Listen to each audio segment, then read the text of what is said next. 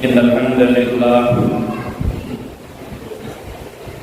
نحمده ونستعينه ونستغفره ونؤمن به ونتوكل عليه ونعوذ به من شرور أنفسنا ومن سيئات أعمالنا من يهده الله فلا مضل له ومن يضلل فلا هادي له أشهد أن لا إله إلا الله وحده لا شريك له وأشهد أن سيدنا ونبينا محمدا عبده ورسوله لا نبي بعده صلى الله عليه وآله وصحبه وبارك وسلم تسليما كثيرا أما بعد فأعوذ بالله السميع العليم من الشيطان الرجيم يا أيها الذين آمنوا اتقوا الله وقولوا قولا سديدا يصلح لكم أعمالكم ويغفر لكم ذنوبكم ومن يطع الله ورسوله فقد فاز فوزا عظيما. Sadaqallahul Azim. Para alim ulama, tokoh agama, tokoh masyarakat, hadirin wal hadirat, jemaah maghrib rahimahullah wa barakatuh. Kita bersyukur kehadirat Allah Subhanahu wa taala pada kesempatan sore hari ini. Walaupun dingin ya, dingin, sejuk, hujan, alhamdulillah Allah Subhanahu wa taala berikan taufik dan hidayah kepada kita sehingga kita bisa meluangkan waktu, melapangkan dada, mengayunkan tangan, juga melangkahkan kaki dari rumah kita masing-masing untuk memenuhi panggilan Allah, menghadiri undangan Allah, sholat maghrib secara berjamaah. Sholat ini adalah kewajiban kita, perintah Allah, sedangkan berjamaah ini adalah cara sholat yang dicontohkan oleh Rasulullah Muhammad Sallallahu Alaihi Wasallam. Makanya saya betul-betul minta maaf, ini lama sekali kita istirahatnya, lama sekali kita libur kajian kita ini. Dari bulan Ramadan memang seingat saya itu kita libur. Sama di tempat lain juga lama istirahat, tapi sudah mulai juga di Gang Banting sudah mulai, alhamdulillah. Di Sirajul Muhtadin juga sudah mulai berkali pertemuan. Nah, di kita juga di Masjid Al-Jihad ini alhamdulillah juga Baitul Rahim yang belum sama sekali. Insya Allah mungkin malam Selasa akan datang mau mulai juga ya di Baitul Rahimnya. Jadi karena lama sekali kita liburnya, istirahatnya ini, saya ingin sedikit mengulang kajian kita ini. Kita mulai dari bab sholat pagi, karena kelamaan istirahatnya, gitu kan. Karena memang yang paling penting di antara sekian banyak ibadah badaniyah ini ya sholat. Makanya kita mulai dari bab sholat pagi insyaallah. Bismillahirrahmanirrahim. Qalu subhanaka la ilma lana illa ma 'allamtana innaka antal alimul hakim. Qala al-mu'allif rahimahullahu ta'ala wa nafa'ana bihi wa bi ulumihi fid dharain amin. Kitab ahkamis sholati wa hiya lughatan ad-du'a wa syar'an kama qala Rafi'i aqwalun wa af'alun muqtadahatun bit takbir wa muqtadamatun bit taslim bisyara'i. Ini kita berbicara tentang bab sholatnya, dan ini rukun Islam yang kedua setelah mengucap dua kalimat syahadat. Wajib secara individu masing-masing kita punya kewajiban. Nggak bisa minta talangin, nggak bisa ngupah kawan. Kamu aja lah kerjakan sholat itu, kasih upah kamu. Nggak bisa. Wa aqimus sholata, dirikanlah sholat kata Allah. Ay utu biha bihaitsu takunu mustawfiyatun lisyuruti wal arkan. Ini maksud ayat wa aqimus sholata, dirikanlah sholat, ditunaikanlah sholat itu, kerjakanlah, laksanakanlah, lakukanlah sholat itu sesuai dengan syarat-syarat dan rukun-rukunnya. Jadi bukan sekedar sholat, tapi dengan ilmunya. Seperti itu.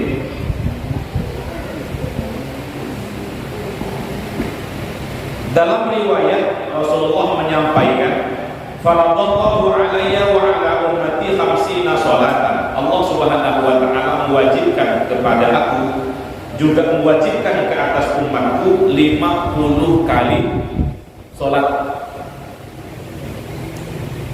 Falam azal uraji'uhu wa as'aluhu takhfifa. Tapi kata Nabi, aku terus bolak-balik menjumpai Allah, meminta keringanan, minta dikurangi, karena 50 kali sehari semalam itu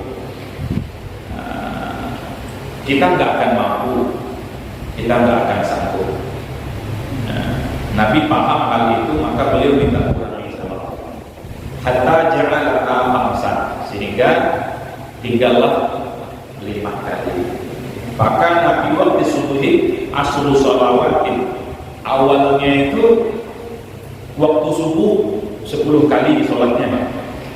Wa fi waqti zuhri kadzalika, waktu zuhur juga begitu 10 kali sholatnya. Wa hakadha, begitulah waktu asar 10 kali, waktu maghrib 10 kali, waktu isya 10 kali.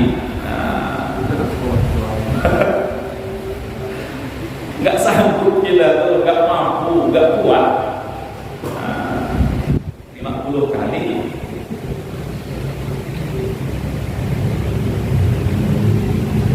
Lalu panusihat bimuraja'atihi sallallahu alaihi wasallam hatta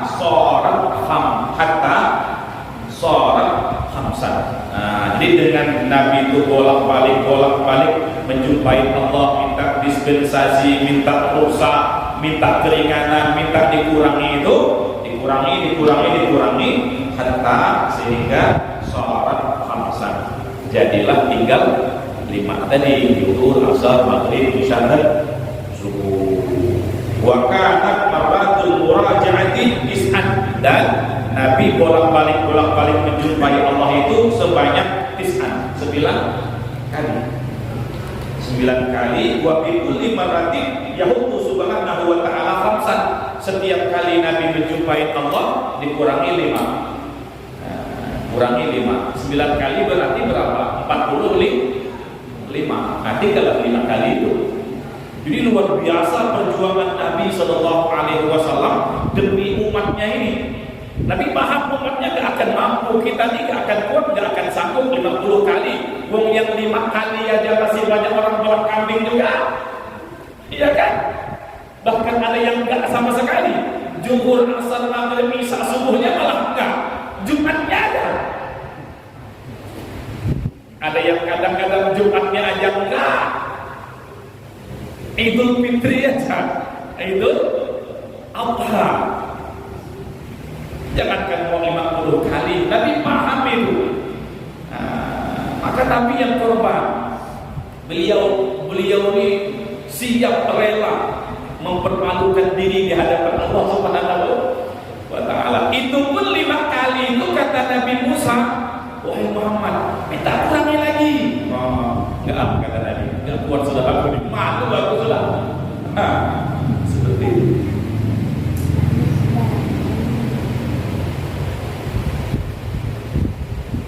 Mudah-mudahan yang 5 ini kita mampu lah, ya. Pokoknya sesibuk apapun, serepot apapun, secapek apapun, kalau mungkin kita sakit, separah apapun penyakit kita, jangan sekali-kali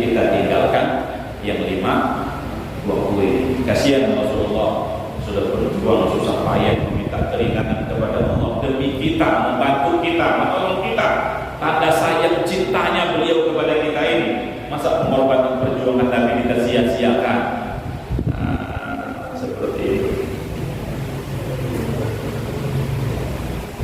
Wa furiḍati sholatu lailatal Isra'i qabla al-hijrati bisana. Jadi sholat 5 waktu itu pertama kali diwajibkan pada malam Isra dan Mi'raj 1 tahun sebelum hijrah. Iya.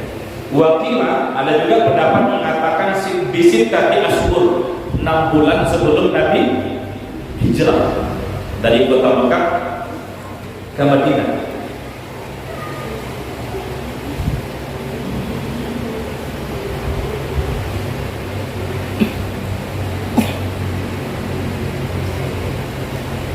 Wa kana ibadatuhu sallallahu alaihi wasallam qabla dzalika fi ghairi hira'in bitafakkuri. Jadi sebelum turun perintah salat 5 waktu sehari semalam itu, ibadahnya Nabi sallallahu alaihi wasallam itu adalah fi ghairi hira'in, di gua Hira itu bitafakkuri. Beliau tafakkur bi masnu'atillah. Jadi di dalam gua saya 2008 yang naik ke Jabal Nur masuk ke Gua Hira itu 2008, masih muda sekali, masih ganteng-gantengnya, kenapa masih kuat ketika itu. Kalau sekarang ini diajak kawan pun terasa-rasanya tinggi Jabal Nur itu, subhanallah. Tempatnya pun juga di dalam itu sempit, berdiri aja nggak bisa tegak di situ. Disitulah Nabi merenung, karena Ka'bah ini kan 360 patung di sekitar Ka'bah itu yang disembah-sembah. Laki perempuan, telanjang bulan, campur baur Allah. Perjudian, perzinahan, mabuk-mabukan merebak. Nabi gak mau ikut-ikutan, gak mau ketularan. Perintah dakwah belum ada. Ya udah, menyendiri aja sudah. Naik ke Jabal Nur, tafakur di situ. Akan tetapi begitu terjadi peristiwa Isra dan Mi'raj tadi itu, tsumma wajaba alaihi wa alaina qiyamal laili. Ayat. Jadi ini pertama ini. Tsumma wajaba alaihi wa alaina qiyamal lail. Ini pertama kali kewajiban. Wajib atas Nabi, wajib juga atas kita. Pertama kali itu adalah salat malam. Di sebelum salat 5 waktu ini, sebelum zuhur, asar, maghrib, isya, subuh itu, pertama kali yang wajib itu salat malam. Subhanallah. Tsumma nusikha bi haqqina wa haqqihi aidan 'alal mu'tamadi. Kemudian dimansukh setelah terjadi peristiwa Isra dan Mi'raj itu, turunlah perintah salat 5 kali sehari semalam, maka salat malam yang semula itu wajib dimansukh, hukumnya menjadi sunnah. Yang wajibnya adalah 5 waktu. Awal mulanya seperti itulah.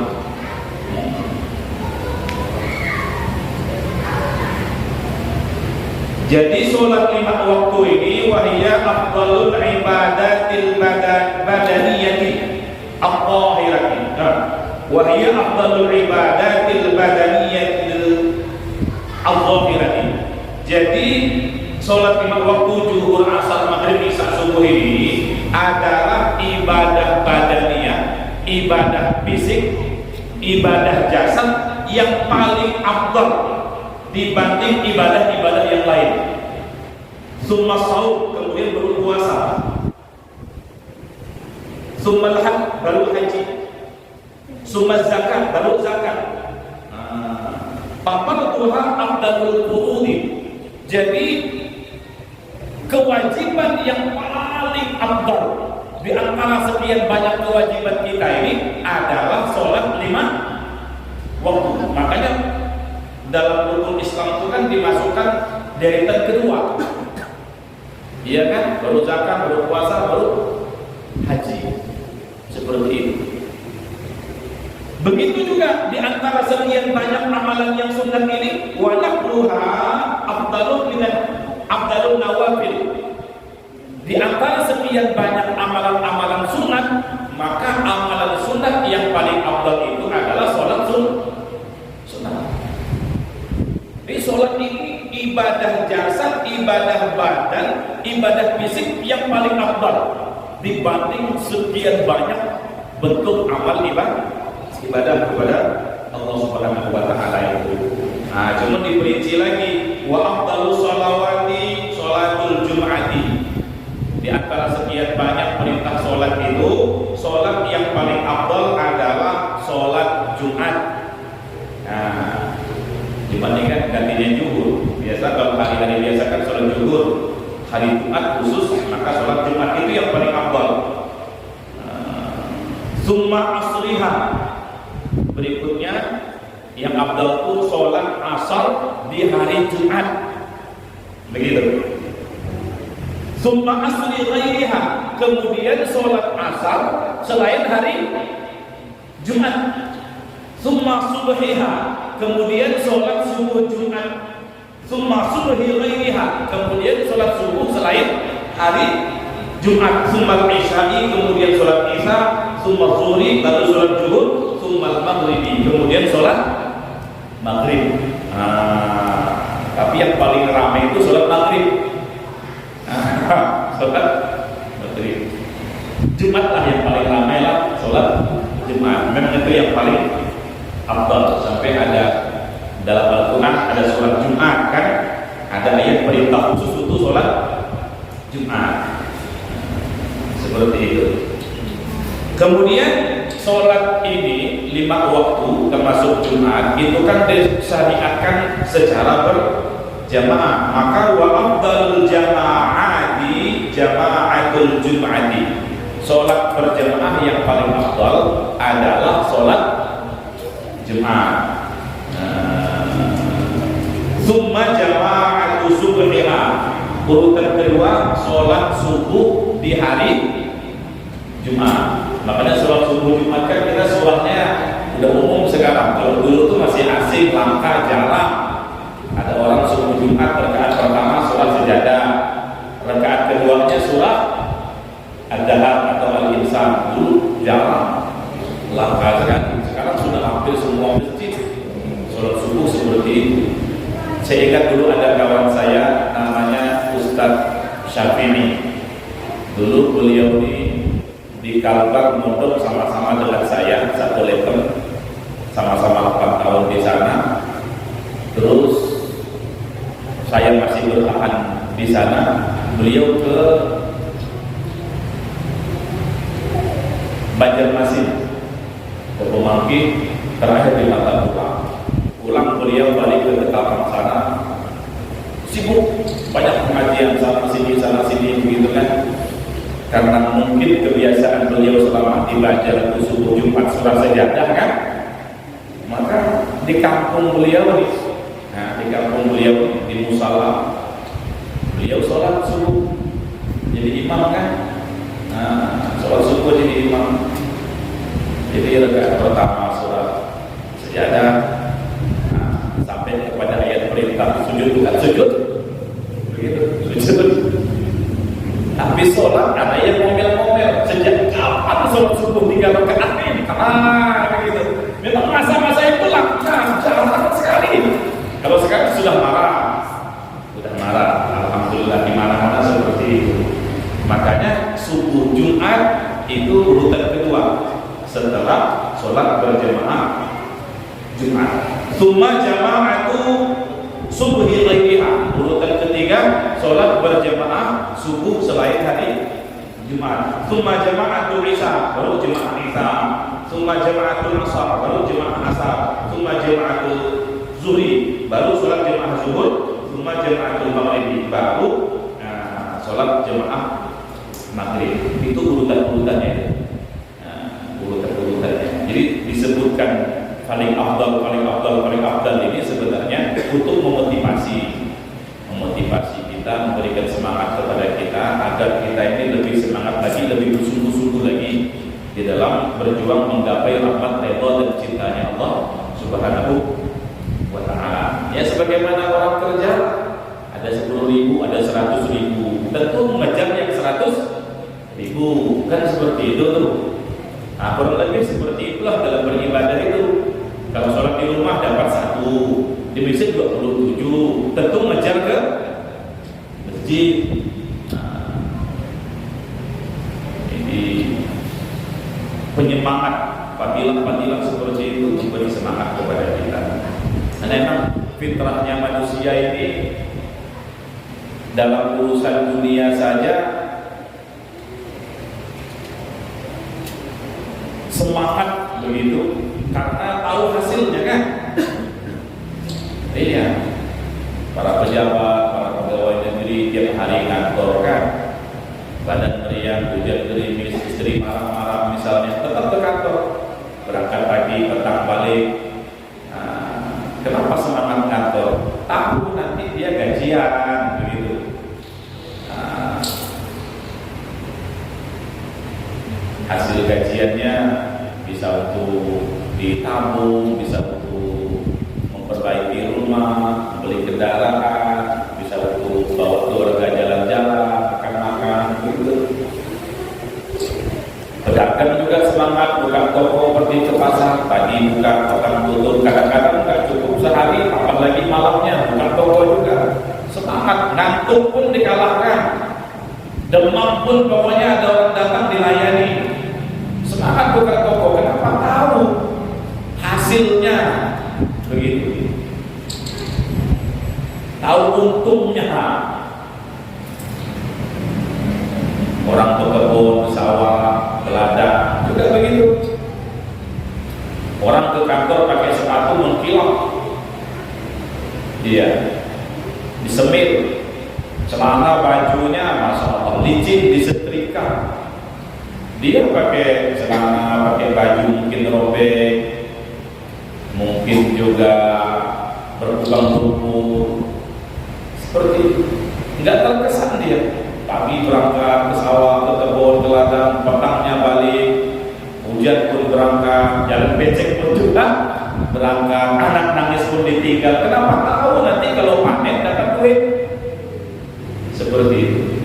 Ini untuk urusan dunia, manusia semangat karena tahu hasilnya. Begitulah dalam Al-Quran, dalam hadis, Allah dan Rasul sampaikan apa untungnya sholat, apa untungnya berjamaah, apa untungnya ke masjid, supaya manusia ini semangat untuk sholat, semangat untuk berjamaah, semangat untuk ke masjid. Seperti itu.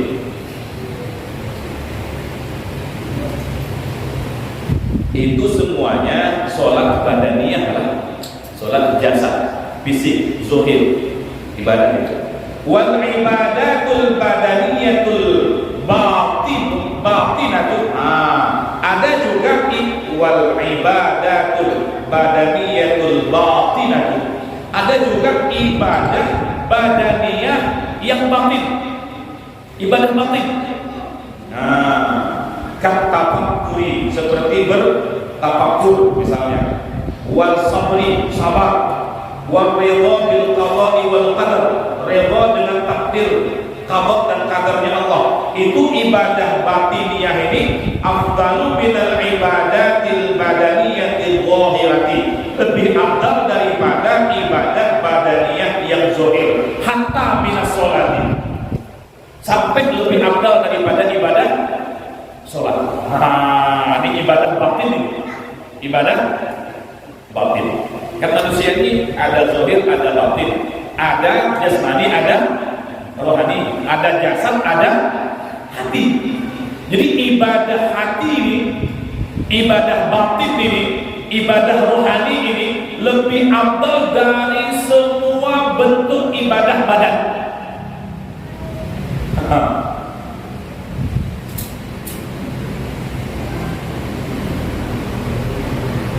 Kenapa begitu? Karena hati ini penentu segalanya kan?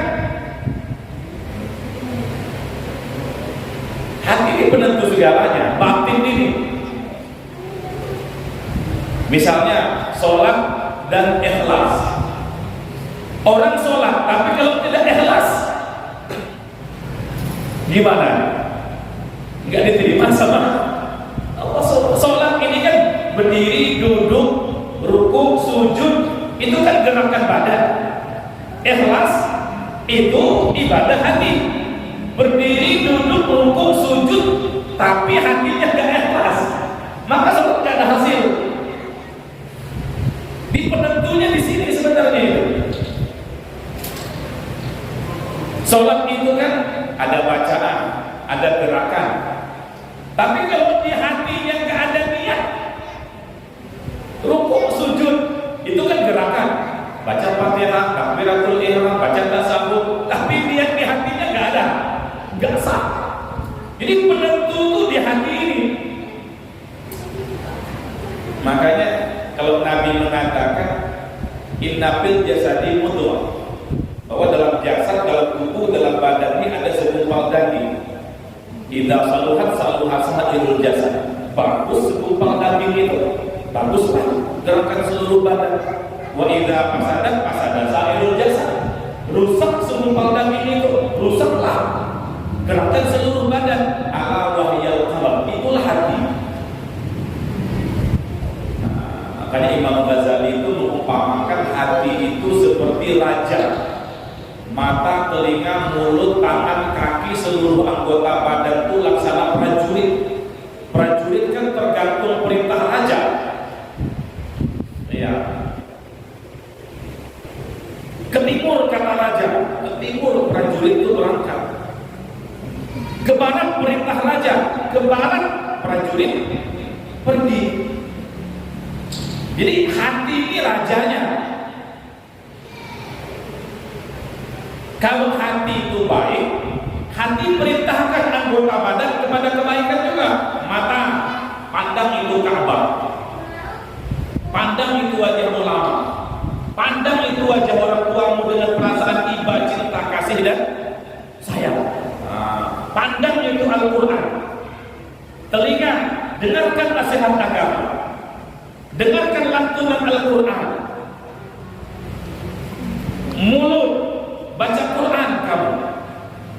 Tasbih, tahmid, tahlil, takbir, istighfar, sholawat kamu. Beri nasihat kepada umat. Tangan, pegang yang baik, ambil yang baik. Kaki, melangkah ke tempat yang baik. Kalau hati itu baik. Tapi kalau hati jelek, hati jahat, rusak, maka perintahnya pun kepada kerusakan, kejahatan, kekal. Mata, lihat udelnya itu, misal gitu kan. Telinga, dengarkan lagu-lagu itu. Mulut, memfitnah kamu, menggibah kamu, ngomong sia-sia kamu. Tangan, ambil barang itu. Kaki, pergi ke diskotik, ke bar kamu. Ketika hati jahat. Jadi penentu di sini memang penentu di hati. Coba sekarang begini. Orang dalam beramal ibadah fisik ini seperti air. Kadang pasang, kadang surut. Saat pasang, saat surut. Begitulah. Kita sholat, kita baca Quran, kita berzikir, kita sholawat, kita duduk di majelis pengajian, itu kan ibadah fisik. Kadang rajin, kadang malas. Seketika aktif, tahu-tahu gak kelihatan lagi. Itu semua adalah pengaruh dari hati ini. Kenapa? Karena hati ini yang bolak-balik itu.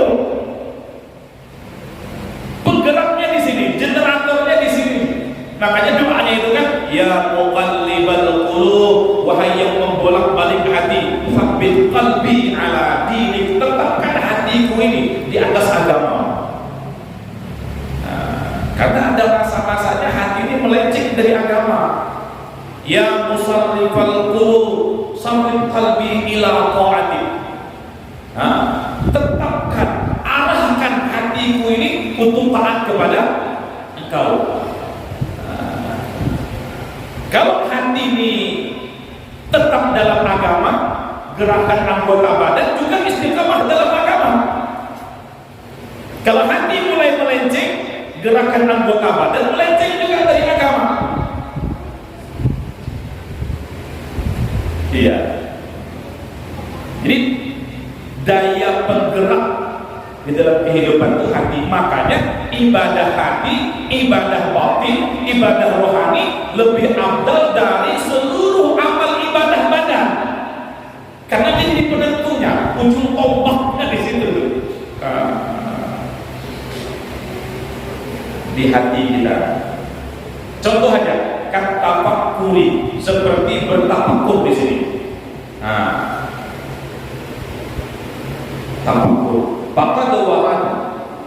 Kan ada hadis tuh yang Nabi katakan tafakkuru sa'atin khairun min ibadati sittina sana. Berpikir sebentar lebih baik daripada ibadah 60 tahun. Bahkan saya pernah baca riwayat sittina au sab'ina sana. Berpikir sesaat ini sebentar, kalau bahasa kita itu berpikir tafakkur sebentar lebih afdal, lebih baik daripada ibadah badan 60 sampai 70 tahun. Coba.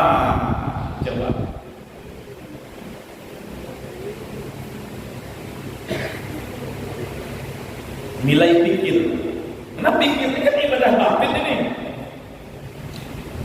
Jadi badaniyah, batiniyah gitu. Ibadah badan juga sih, tapi bahagian batinnya. Kalau berdiri, duduk, rukuk, sujud, baca Quran dengan lisan, itu ibadah badaniyah zahirah. Kalau berpikir, ibadah badaniyah batiniyah. Ibadah badan juga, tapi bahagian batinnya gitu. Berpikir.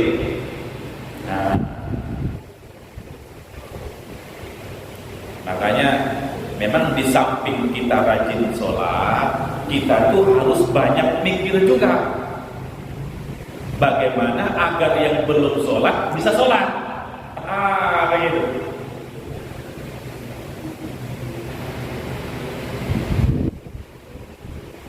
Kita bolak-balik ke masjid, tapi mikir juga. Bagaimana keluarga, teman, tetangga bisa bolak-balik ke masjid juga. Kita rukuk, sujud, berdiri, duduk.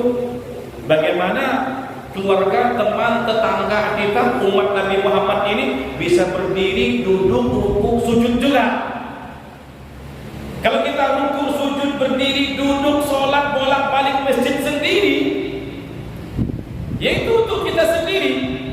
Tapi kalau pikir, bukan untuk sendiri. Di samping memikirkan diri sendiri, memikirkan orang banyak.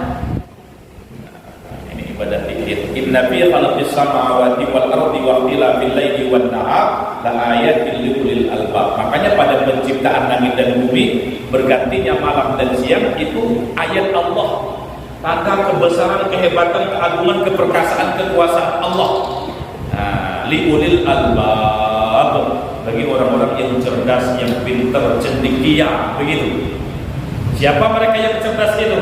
Alladzina yadhkuruna Allah. Orang yang pintar, orang yang cerdas, cendekiawan itu yang terus-menerus mengingat Allah.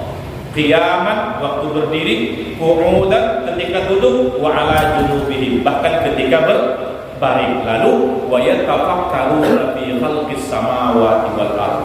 Dia memikirkan tentang penciptaan langit dan bumi.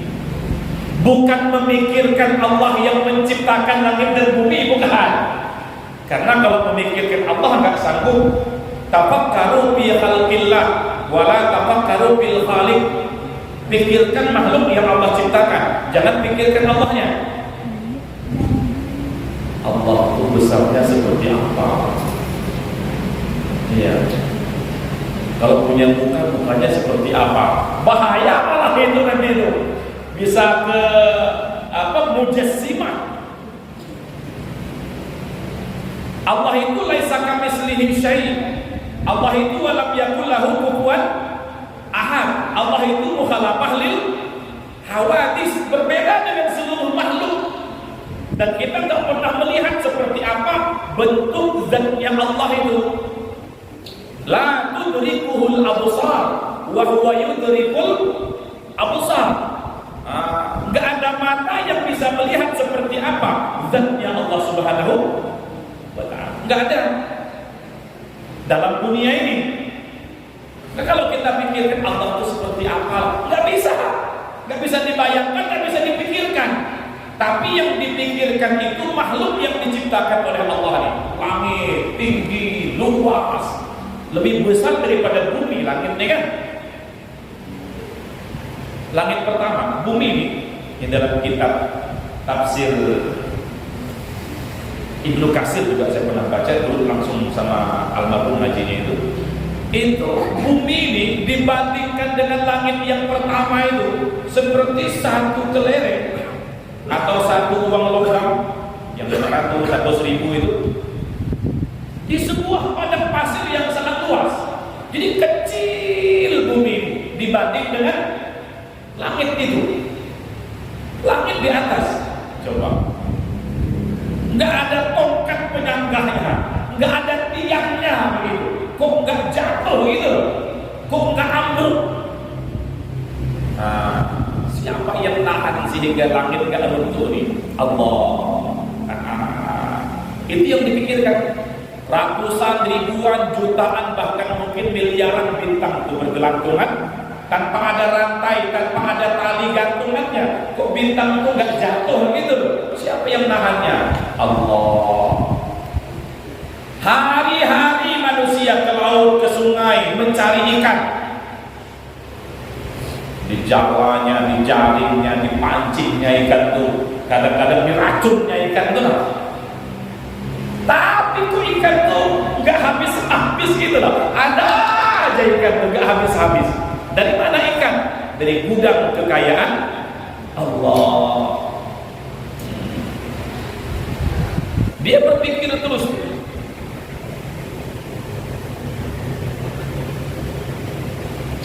Manusia coba di dunia sekarang ini berapa? 7 miliar lebih katanya. Wallahu a'lam.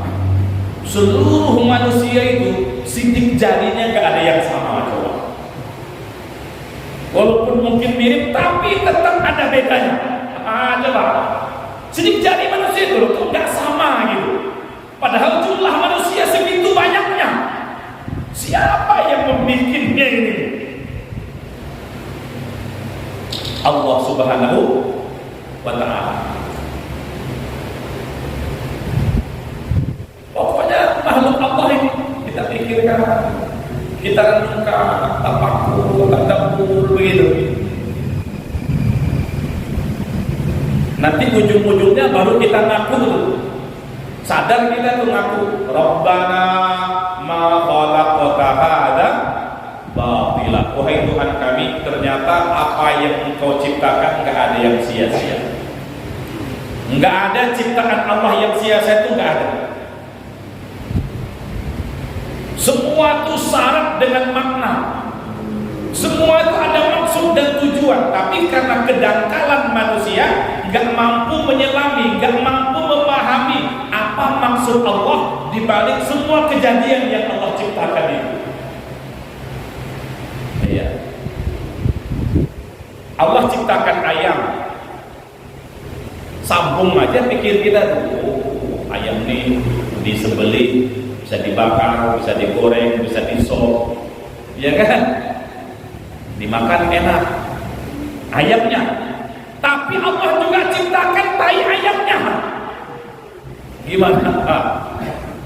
Oh, tai ayam bisa untuk pupuk, menanam cabai, menanam terong jadi pupuk begitu kan?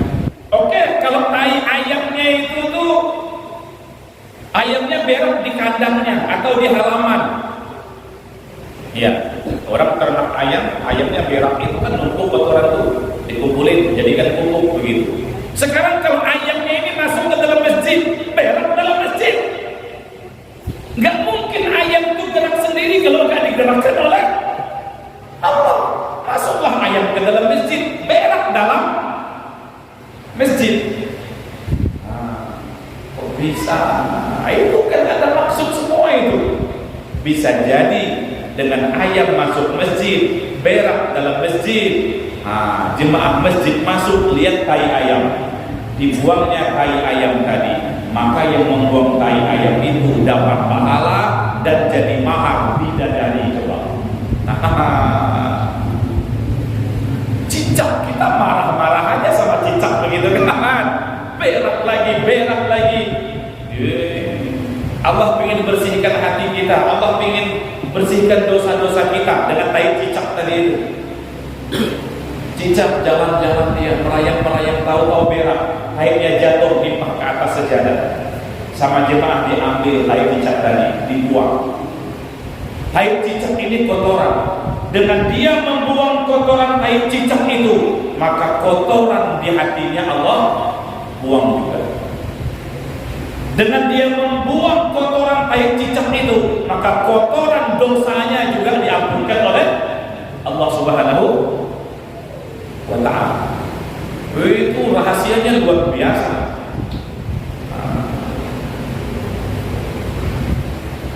Kalau kena tai ayam biasa kan enggak terlalu lah. Kena ke tai ayam apa namanya itu? Ayam lancung kan? Ayam apa namanya itu? Subhanallah. Rabbana ma khalaqta hadza batila. Enggak ada yang sia-sia. Kalau kita maunya semua orang tuh beriman, ahli ibadah, aktif di masjid, aktif dalam pengajian, berakhlak bagus, tapi fakta di lapangan ada orang taat, ada orang maksiat, ada yang Islam, ada yang kafir, ada yang beriman, ada yang syirik. Kalau maunya kita tuh kan semua orang tuh beriman lah, jangan ada yang syirik. Islam jangan ada yang kafir, taat semua, jangan ada yang maksiat. Kan begitu maunya kita, tapi program Allah tidak.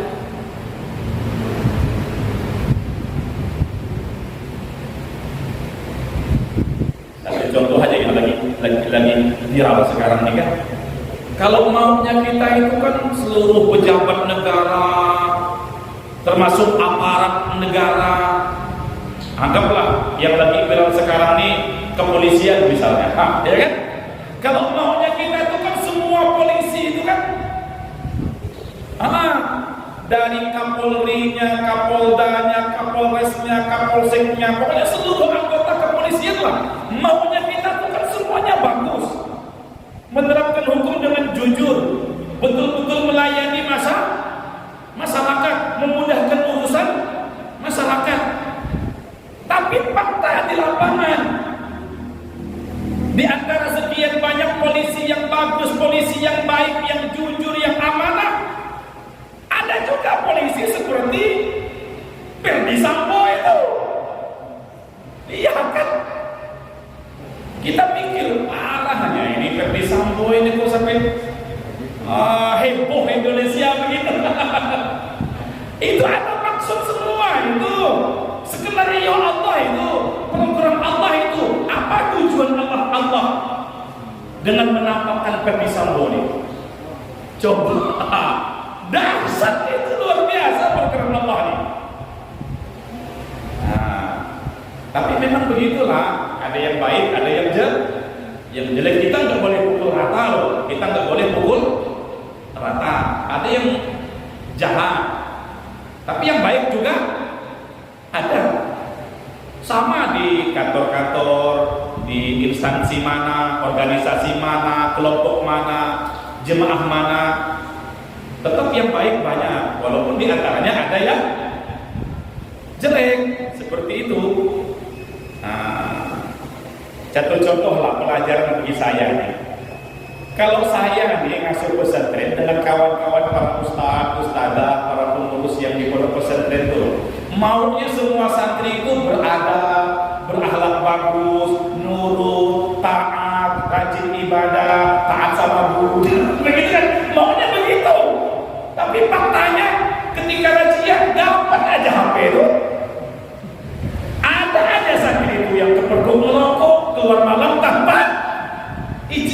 Itu memang skenario Allah itu. Kalau semua santri itu nurut, berakhlak bagus, ibadahnya rajin, cerdas, pintar semuanya, nggak ada yang melakukan pelanggaran, hayun hayal larut ustadznya itu, kurang doanya, kurang nangisnya, gitu loh. Nah, memang udah fitrahnya Allah buat seperti itu.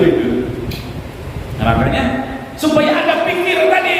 Nah, kan kalau semuanya nurut, manut, taat, baik, pikir kita itu kan kurang. Kalau pikir kita, risau kita, usaha hati kita nih, pikir, risau hati ini kurang, ya pahala kita akan kasih berapa? Dengan adanya yang seperti itu, pikirnya, mengkerut-keringnya, risau, Allah tambah kebaikan, Allah tambah pahalanya itu. Nah, sengaja Allah program seperti itu, sengaja. Nah, cuma kita nggak mampu menyelami, nggak mampu memahami maksud Allah di balik semua itu. Ya. Pikir. Masjid yang kosong bagaimana ramai, begitu. Nah, orang yang nggak sholat mau sholat. Wanita yang buka-bukaan awal supaya tutup aurat. Kenakalan remaja sekarang, narkotika, pergaulan bebas, tambah lagi media sosial. Nah, gimana cara mengatasinya? Begitu, budaya-budaya asing, gimana cara membendungnya? Walaupun nggak sanggup juga membendungnya, tapi ada pikirnya itu yang pikir. Dari pikir timbul gerak. Jangankan kita manusia nih, kan? Kalau kita nggak ada pikir, nggak ada gerak, nggak ada usaha tuh, malu kita sama burung pipit tuh. Ketika Nabi Ibrahim dilemparkan ke dalam api itu kan, subhanallah. Saya sama kawan-kawan dulu di Turki, di daerah Urfa itu. Urfa ini berbatasan dengan Suriah, Gaziantep, Urfa. Kita naik ke gunung tinggi di situ, ada 2 tiang, orang nyebutnya menjanik. Tempat Nabi Ibrahim dilemparkan ke dalam api itu kan, api dihidupkan, panasnya api itu sampai ke Suriah kalau itu. Api dihidupkan, Namrud dengan tentaranya bingung gimana cara masukkan Nabi Ibrahim. Datang iblis ngasih cara, ngasih tahu, wah bikin begini, nah bikinlah menjanik itu. Kalau kita tuh mungkin kayak apel gitu lah. Nah, kita tanya ke sana. Subhanallah, Nabi Ibrahim dilemparkan ke dalam api. Burung pipit itu loh, mondar mandir gitu kan, dia terbang cari air gitu. Di bawah air itu pakai paruhnya, terbang ke atas api, jatuhkan begitu. Yang burung-burung lain pada komen, kamu ini sia-sia aja, nggak ada guna, nggak ada faedah, nggak ada manfaatnya. Api begitu besar, air di mulutmu, di paruhmu itu berapa tetes saja, nggak akan sanggup memadamkan api yang begitu besar. Betul kata Pipi, aku pun tahu gak mungkin air yang kubawa ini bisa memadamkan api, itu gak mungkin. Cuman saat nanti di hari kiamat ketika bertemu Allah misalnya tapi burung itu kan gak ada hisabnya kan. Nah, saat nanti di hari kiamat aku bisa bersaksi di hadapan Allah, aku ada usaha membantu Nabiullah ini. Atau kalau bahasa kita itu paling tidak ada kejelasan lah, kita ini berada di pihak yang mana. Nah, di pihak Namrud atau di pihak Nabi Ibrahim. Satu contoh aja, ketika cicak dengan apa itu? Laba-laba. Nabi di Gua Tur. Ada laba-laba, ada burung merpati, ada apa lagi? Cicak kan? Nah sekarang laba-laba berada di pihak mana? Cicak di pihak mana? Burung pipit ini dia sendiri tahu gak akan bisa memadamkan api, tapi ada usaha. Nah, ya pikirnya itu loh, burung gitu loh. Burung aja ada pikir bagaimana menolong Nabi kekasih Allah Subhanahu wa Ta'ala, walaupun dia tidak akan sanggup juga. Nah, kita ini hamba Allah, umat Rasulullah, kita ini orang Islam. Bagaimana ada pikir juga untuk menolong Islam. Gimana caranya? Kalau sudah ada bibir, ya kan, timbul gerak. Timbul gerak. Jadi adanya gerak kebaikan karena diawali geraknya hati yang baik tadi itu. Sehingga ibadah hati lebih baik, lebih afdal daripada ibadah badannya. Sudah masuk waktu insyaallah. Cukup dulu insyaallah. Mohon maaf ini, nanti kita sambung lagi, kita lanjutkan lagi. Allahumma shalli ala sayyidina Muhammadin wa alihi